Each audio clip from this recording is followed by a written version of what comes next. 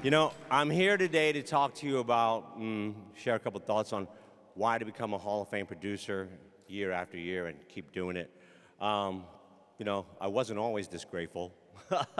When we started this company, leads were very tight. It's not like today. I'm so grateful, the scope of the opportunity. We have leads in every state, in every county, in every city, and there's thousands of them.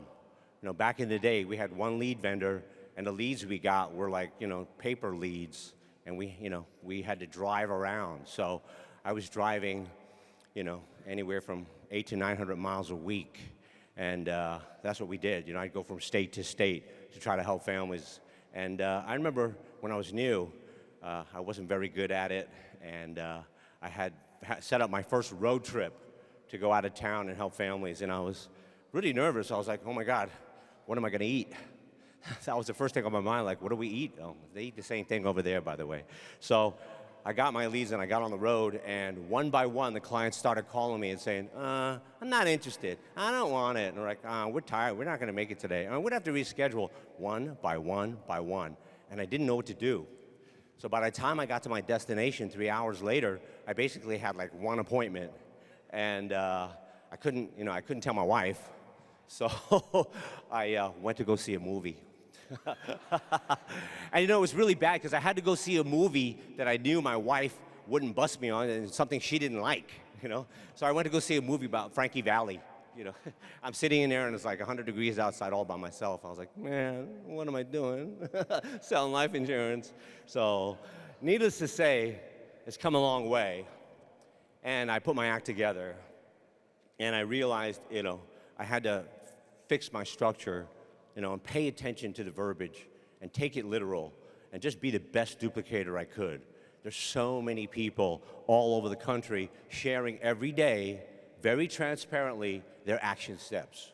You know, they'll tell you, hey, I got up at this time, I went to the gym, I ate this for breakfast. I was like, I needed to know that? No. And then they're like, I got to the office at this hour, I bought this many leads, this kind, I spent this much money, I was on the phone for this long, I booked this many appointments, this many people showed up, and I closed this many, right? So it's, you know, daily, we have podcasts, webinar, content coming out. So I urge you to, like I did, start taking advantage of it, right? And when I did, I had a breakthrough. I realized what we do is so important. Because at first I thought, you know, life insurance, you know, yeah, everybody needs it, everybody dies, everybody needs it. But I didn't feel inside, and I had to understand that though this is very important, let's be real, it's not a priority. People aren't dying to get life insurance. Actually, they are. They're dying to get life insurance. But, you know, I mean, I was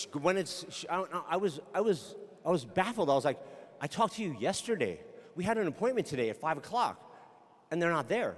I'd go to their house. I'd be knocking on the door. Mary, John, and Mary, and John. No, nobody there. I was like, what is going on? You know, and then, oh, I'm sorry, we're at Walmart. I had this one family tell me, no, today's no good, Tuesday. Okay, Tuesday. And then it was like next Tuesday, oh, I'm really sorry. She's like laughing at me. It's like, I'm really sorry. This way is no good. I'm still at Walmart. A week later. And we're doing Saturday, and then like Tuesday, and then like Friday, and a month later, I'm like, what is going on? Are you just jacking me? Messing with me?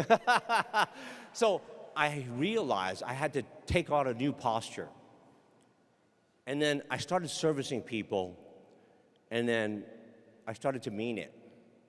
And eventually, people started dying. I mean, literally, this is life insurance.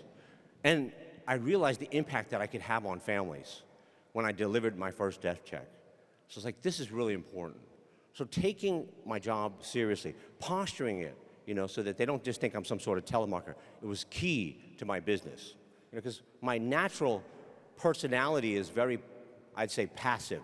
You know, I'm just easygoing, yeah. I'm not interested, okay, bye.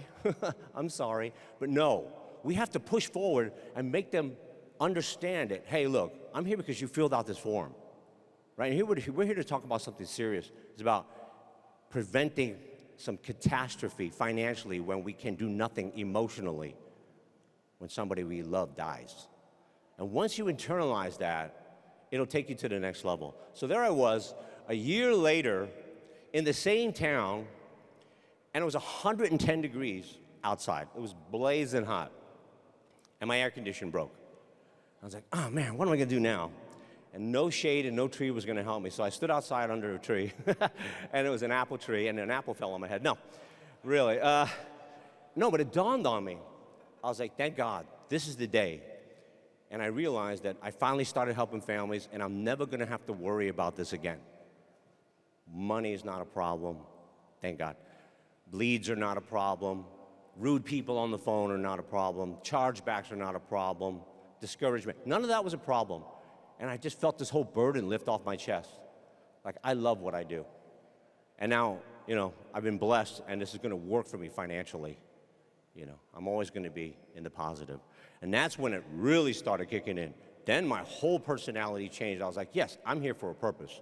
So I believe it's very important to fortify your business, and feel what you're doing. Understand the people that you're serving are just regular people. They're not more busy than you, I'm here driving around. And then it's the gift that keeps giving.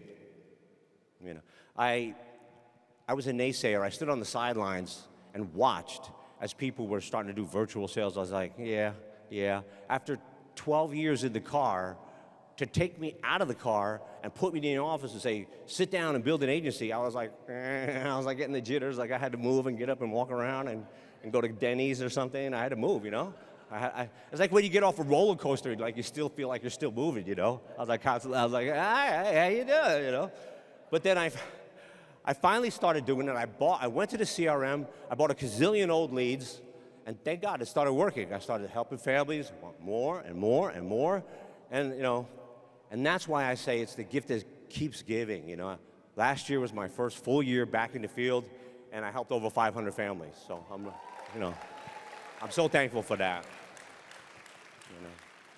And when it comes to building an agency, understand it. Yes, okay, that's great.